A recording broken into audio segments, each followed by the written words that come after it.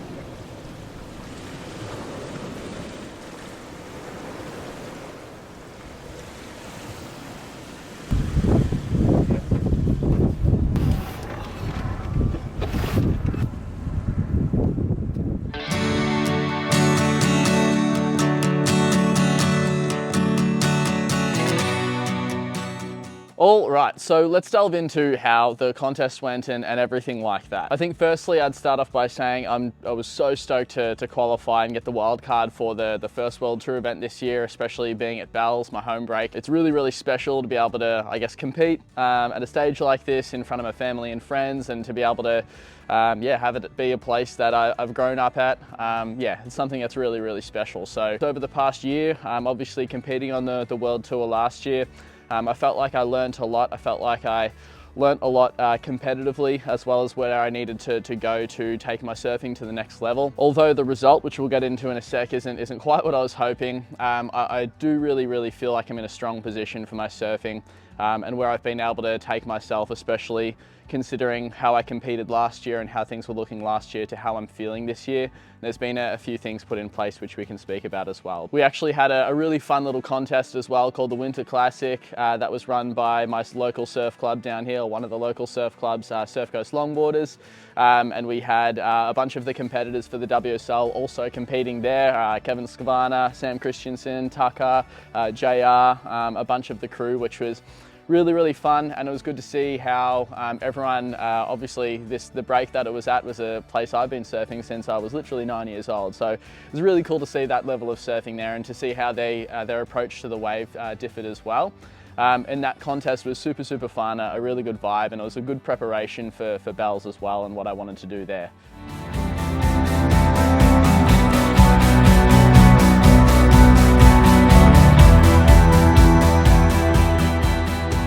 For my heats, obviously the waves, they did end up really good at Bells, but for the first couple of days it was a little bit tricky. The swell was definitely on the smaller side, and by the time my heats ran, the second one being in the afternoon, it was a little bit tricky. Something that happens at Rincon at Bells Beach, which is a little bit tricky, is that the tide gets higher, especially if the swell is small. You get a lot of backwash coming off the cliff and off the rocks, and so what was happening was there was a little bit of a cross-shore wind, as well as that backwash which was pushing into the wave face, and it was just pretty unsturdy. So you had to be really specific and really particular about where you put your maneuvers, and then also just the risk of that wave running down the line too fast, which is what I had a bit of trouble with. Declan, who I was competing against, made it look way too easy. He surfed awesome. He's always a good person to compete against, and he really drives you to get the most out of your surfing.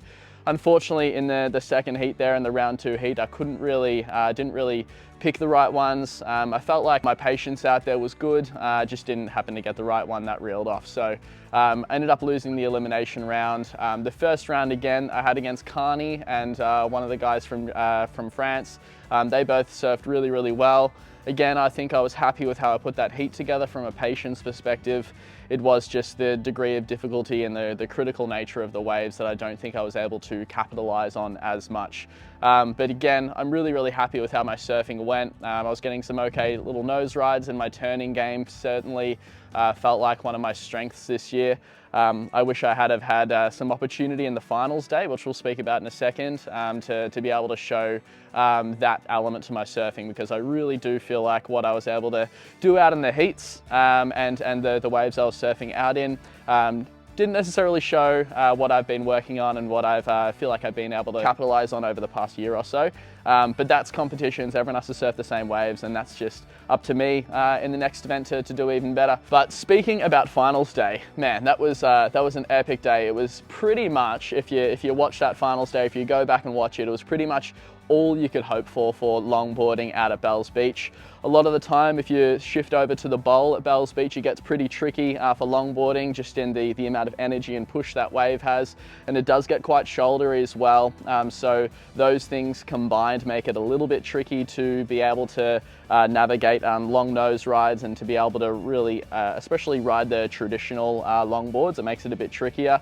That's why when there's a big swell and the swell does start pushing, and we're surfing at the bowl, oftentimes you do need something like a pintail, maybe even a little bit of pinched rails or sharp rails to make sure that you're surfing that wave to its full potential. But as I said, we had Rincon pretty much the entire time, which was incredible. The entire tide was quite high for the day. I think on the finals day, the low tide was a 1.3 meter, so it was really high the whole day, which meant that it could stay at Rincon, and it was just phenomenal surfing. obviously standouts for me and what I was watching there was definitely Taylor, who took the win, surfing really, really well. I thought Declan performed really, really well. Ben Skinner had an incredible semi-final heat, unfortunately just missing out to Johnny there, who surfed incredibly as well. From the women's side of things, Honolulu was surfing incredibly all week long, especially in the lead up to the contest, had some crazy waves. And then Soleil, her surfing is just incredible and so precise, and I think it's something that everyone can take a look at to really see what the epitome of selection and patience on the wave is, because she's putting the right maneuvers in the right place at the right time, and you just get this feel that there's control, and she's doing extremely critical maneuvers throughout the whole competition. So that was really, really cool to see. There were so many good heats at Bells as well. If you haven't watched them, Declan, Kai Ellis-Flint, that was an absolute nail biter. There was more from Johnny and Ben Skinner in the semis, Taylor as well as Kai Salas in the semis. Really, really good heats. Honolulu and Soleil in the semis. Really good heats that you should go and watch, because they were incredible. But yeah, that was Bells this year. Again, I'm really, really excited to get into the World Tour next year. It's definitely going to be a goal of mine to re-qualify. But for now, for me, I'm actually heading traveling for 6 months, which is really cool. So going to be heading all along Europe as well as through South America. Can't wait to surf Portugal. Can't wait to surf through France. We're going to head to Peru and go to Chicama and surf some long lefts. So there's going to be some really fun edits that I'm putting out, and yeah, can't wait to show you all that and can't wait to experience it for myself. Now, I did say that I'd quickly mention what I guess the launch of longboardsessions.com is, and so we'll go into that now. So Longboard Sessions, essentially a couple of years ago now, it's been a long time in the making.